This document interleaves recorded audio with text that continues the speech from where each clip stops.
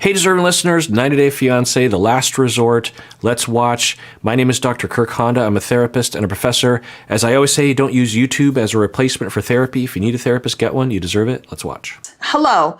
Welcome to this retreat specializing in couples therapy. Today you embark... Chill out. Okay, so I was wondering what the claim would be that the show or the resort was claiming, and I was wondering if they wouldn't call it couples therapy, because that's a clinical service like surgery or dentistry.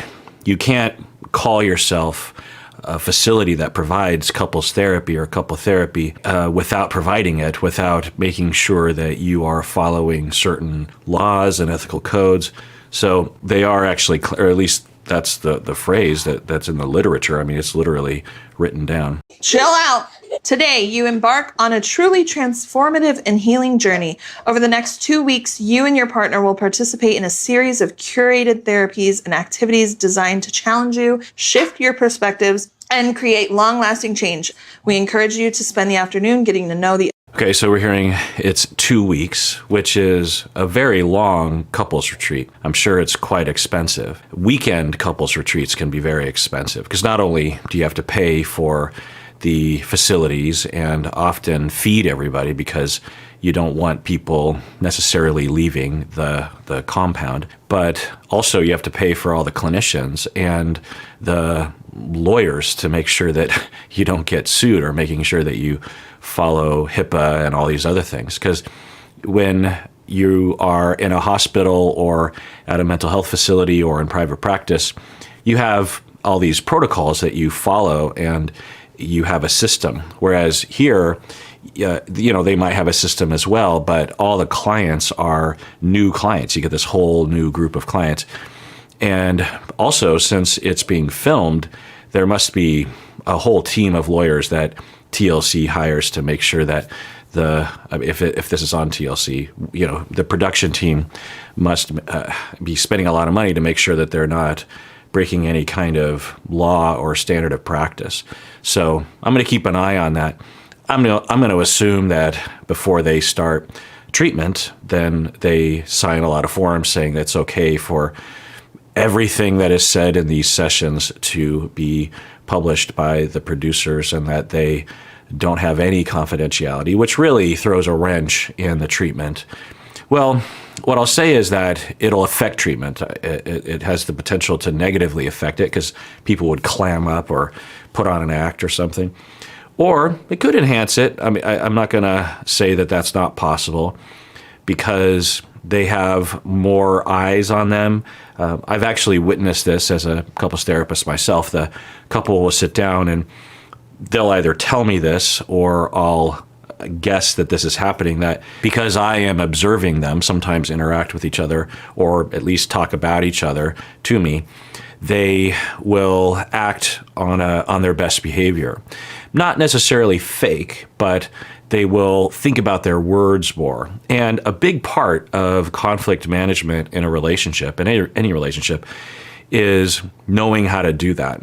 When you are differentiated enough, mature enough, trust the other person enough, you will, and self-aware enough, you will notice that you are escalating in your distress, or at the very least, you'll have some intuition about that. And you will know that when you have a lot of distress, you're more prone to using harsher language. And the impulses you have, the sentences that you want to say out loud, might not be really what you should be saying. In the moment, they might feel accurate, but you know through experience that you shouldn't say things on impulse, because later you might regret it. It might feel right in the moment, but later you'll look back and think it was too harsh, or it was distorted, or something like that. And when I talk with people about this, there's usually a phase of resistance that they will go through where they will say, well, what, I'm supposed to be fake to my partner? Or they'll say, well, what, I can't tell people how I feel. And those two resistance notions are not rational, because, fakeness, yeah, don't be fake, but also be an adult. It sounds insulting, but adults, mature people, responsible people don't act on all of their impulses. You might be so angry at your boss or even your kids or your dog that you might have an impulse to strike your boss or your kids or your dog. But you know better to do that. You know you shouldn't do that. Or at the very least, putting hands on in an aggressive way. You have an impulse. You edit yourself. In the same way, in conflict, you really need to edit yourself or take a break so that you can calm down. It's well understood that the more distress you feel, the less blood you have going to your prefrontal cortex, which can regulate these sorts of things and sift through them. So there's that. Plus, hopefully people after the fact can look back and regret things that they said and say, well, I was trying to say this, but my tone and the word choices were going pretty far beyond what I was actually feeling justified to say, and that wasn't okay. The direction was okay, but not how far I went with it. And the second resistance that I mentioned of people saying that, I'm not allowed to feel how I feel. I'm not allowed to tell people how I feel. And what I say to that is, yeah, you're absolutely quote unquote allowed, and it's absolutely healthy to tell people how you feel. Feelings are emotions, but what you're talking about is conclusions or narratives that you are saying. So if you want to talk about how you feel, your emotions, then absolutely. You feel hurt or you feel angry. Absolutely. But it's not how you feel when you say things like, I am so pissed at you because you're such an idiot wife of mine or something, right? And when that is pushed back upon and the spouter, the person saying that, will say, look, that's just how I feel. Well, it's not really how you feel. It's the conclusion that you're coming to. And yeah, I guess you're quote unquote entitled to that, but is it fair? And is it really what you want to put out there, So how do I get on that topic? I forget. Anyway, so we're hearing that they are having 2 weeks of this sort of treatment. I've never been to one of these retreats, I should say. I have thought about it at times. I've never ran one. I'll tell you, I've thought about it. People have asked me, actually, to have a retreat of some kind, either for clinicians or for clients, where I sell tickets or something and people come to that. I'm guessing there might be a few people that might want to do that. It is a form of therapy that I would need to get some training on, I think, or I need to think about it a lot because it's very different than the almost 30 years of work that I've been doing where I have one session once a week or, maybe once every other week or something. So having people, because it would be intense, and I've heard that from people that have participated in it. You can get a lot done in a short amount of time when you go to these retreats because you're not distracted with outside life and you can do activities that build upon each other. Typical things would be to start off with like a icebreaker of some sort between the couples, maybe, especially if they're wanting it to be a group therapy format, which it often is. It's one of the benefits of having a number of couples is you can actually have group therapy activities, which have strengths and weaknesses to it that aren't present when it's just the couple and the therapist. But they might have icebreakers. They might have the clients start with writing down what they appreciate about each other, maybe what they want to get out of it. And then there's usually a ramp up to more, more vulnerable, more significant, more depth sorts of interventions moving forward. And it can be transformational. I think that in terms of long-term results, the success rate can be mixed because you would need aftercare to make sure that whatever changes or inspirations you had in these retreats would be sustained over time. But anecdotally, you'll hear from people saying that it was amazing, right? You have this concentrated time to really talk about things, because one of the downsides to the regular model of therapy is they come into my office and it might take 40 minutes to get to the point, right? And then once they get to the point, we kind of get into it and then they have to go. And then 1 or 2 weeks go by and they're distracted with life. They come back in again and it takes them a while to kind of reorient themselves, especially if they're not used to contemplating or reflecting, and they're just busy with kids and work and everything. So it takes a while to build upon that, whereas if you have a weekend or 2 weeks, then it takes 40 minutes to get into the mood, and then you have all the rest of the time at the retreat while you're in the mood, while you're in a headspace of do that. Plus, I think these kind of retreats have an innate breaking down of vulnerabilities. You become more and more comfortable and less able to defend yourself. So I'm guessing we're going to see that where people enter into this format at first, especially people who aren't really on board with the process. It sounds like Jovi and Ed might be a little resistant, at least the way they're talking. And over time, that just tends to break down because everyone else is participating in it, and it's just hard to resist that peer pressure or that systemic movement as the system, moves in that direction. You just tend to be swept up in it. So it has that benefit as well. The disbenefit is you miss work. It's very expensive, and you run the risk of having a lot of things happen in the 2 weeks that aren't translated into the real world. Between us right now, it's really bad. Our marriage is really hard, and because of me. We've had a lot of issues with infidelity. Well, that's unfortunate. I think the last time we saw them, or I watched them, was months and months ago, and thought they were doing okay by the end.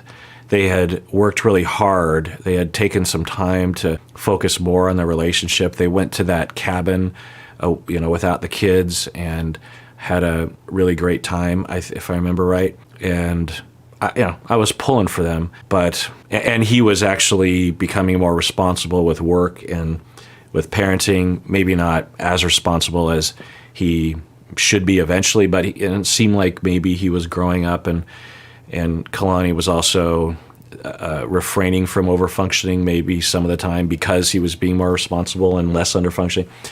But now we're hearing that he has cheated, so sounds like more than once, maybe several times, and that's unfortunate. At least the way they're editing it, he appears to have remorse for it. I don't know. I wonder what was going on there. I could imagine, usually infidelity is within the context of suffering. It's not usually the way people talk about it, where someone's like, I'm going to cheat and I'm going to have my cake and eat it too. Usually people are struggling. It doesn't justify it at all. It's still lying and deceptive and willingly risking a tremendous hurt to your partner. There's nothing stopping you from breaking up with someone unless you're in a controlling, abusive relationship, and then all bets are off when it comes to that sort of thing. But if that's not true, then just break up, and then you can cheat or have sex with whoever you want to have sex with. So it's still wrong, but typically, if not always, clinically, it's always been the case for me that I find that people are suffering, and the cheating is a symptom of that. Still wrong, still morally wrong, but and if I were to take a guess, I don't know, but given their issues, she overfunctions and talks down to him. It was pretty pronounced in the early part of the video footage that we would see. I don't know if they were like that all the time behind the closed doors. And he was extremely immature. I just remember that one time when he was pouting in his room when it was one of his son's birthday parties just on the other side of the door. They were in the backyard, and then he was inside just pouting because she had hurt his feelings, or his wife had hurt his feelings, and the issue wasn't even that big of a deal. you could see, okay, fine, you're hurt, but, rise to the occasion. Your son is having a birthday party and everyone's over. It's embarrassing at the very least. So just that self-centeredness, that immaturity, the way he talks, the way he acts, the way he approached parenting, and the way he approached getting a job, that sort of thing, was childish and would provoke anybody to talk down to him, I guess, or try to get him to grow up, that sort of thing.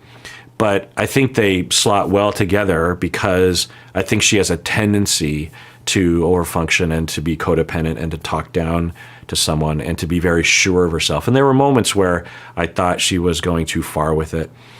I think a lot of viewers would sympathize with her, as do I. But I've seen this dynamic enough times to know that it usually with overfunctioning, underfunctioning, it can be very tempting to side with one side or the other. And it depends on how they present. Like, remember Nicole and her mom, Nicole and Azan. She was seemingly underfunctioning, Nicole, but Azan wasn't a codependent person, so they were both underfunctioning. And then Nicole's mom would overfunction. Nicole's younger brother would overfunction for her. And it often when you have those dynamics, it's easy to identify one person as the problem, but often both people are in the dance together and contributing to it. Might he have come to the table, Asuelu, with a significant amount of immaturity that then got exacerbated by her tendency to overfunction? So imagine that dynamic was happening. And I also wonder if he just struggles generally with responsibility. If his mom is anything like what we've seen on this show, you can imagine that his relationship with authority would be strained, and he would have an odd conflictual relationship. And there's a lot of ways of dealing with that conflict. One of the ways is to, as an adult, try to regain your childishness, because you were denied it growing up in some way, maybe even because of poverty, because I'm pretty sure their family was struggling with a lot of, some pretty significant poverty in Samoa. So who knows, but he seems like someone that was struggling with that conflict. We all have that struggle between responsibility and freedom, and how we navigate that as adults is dependent on how we navigate it when we're growing up, because that's when most of the struggle takes place throughout childhood, starting when you're 2 years old. The terrible twos, you could argue, is part of that developmental process of establishing that I'm free and I don't have to do everything that you say, and I'm just going to oppose it. And then, it morphs over time, and every step of the way, you're learning yourself, you're learning new skills, you're surpassing new tasks. This isn't super conscious, but that's, you could argue, what maturity is. In part, is this learning process between what do I have freedom to do, and how do I know what I want there, and thus would know what I should try to assert freedom for, and also when should I be responsible. And that's a really tough dichotomy, because you can't have both all the time. There are times when you have to work when you don't want to. There are times when you have to clean the bathroom when you don't want to. There are times when you have to go to the doctor when you don't feel like it. And then there are other times when you actually have to assert yourself and know what you want and say, no, I don't want to work more than 40 hours a week, or I want to get married to that person, just knowing what you want. Even though my parents don't approve of this person, I want to be with them, or I want to be able to dress and express myself the way I want to. And there's, different manifestations of that. If you struggle as you're growing up, as I'm guessing Asuelu did, then as an adult, you might favor one or the other and have a very distorted view of one side. You might be very freedom-oriented and have a lot of distortions about responsibility. You might even project the internalized superego aspects of yourself into your partner and reject it on the outside, when really the conflict is internal, that's made external. You might even choose someone that seems to exhibit the superego a lot so that you can make it external. It's all part of projective identification. Listen to my deep dives on that. So then, through those struggles, and they would fight big time, I'm going to take a guess, would distance himself, and she might even say, good riddance, because when he's gone, at least I don't have to deal with him screwing things up at home. And then he goes out with his friends, gets drunk, meets someone, has an affair. The whole time he's not super aligned with the affair, but it makes him feel good because he feels like someone likes him. He is asserting his freedom against the evil superego mom figure that is his wife. But he's also sad and remorseful and feels like he's harming his wife and himself. You know, that's a common story. I don't know if that's what happened. Maybe we'll find out. I'm here because I want to save our marriage. And I'm just going to take a guess and say that the therapy won't even go into these areas to explore them. I mean, I could be completely wrong. What do I know? But often therapy on these shows is basically just berating one person. That's almost always the case. It's just telling someone that they need to stop it, as if that's what works in therapy. Like, Asuelu, stop it. Okay, that'll be $500, please. Thank you. All right, well, if you want to participate in polls and whatnot for the channel, you might have to go to the community tab and go there, because the polls won't necessarily show up on your feed. I don't know how these things work. Especially if you're a member, you might have to go to the community tab, because that's where I take polls on what I should make the next member exclusive videos about.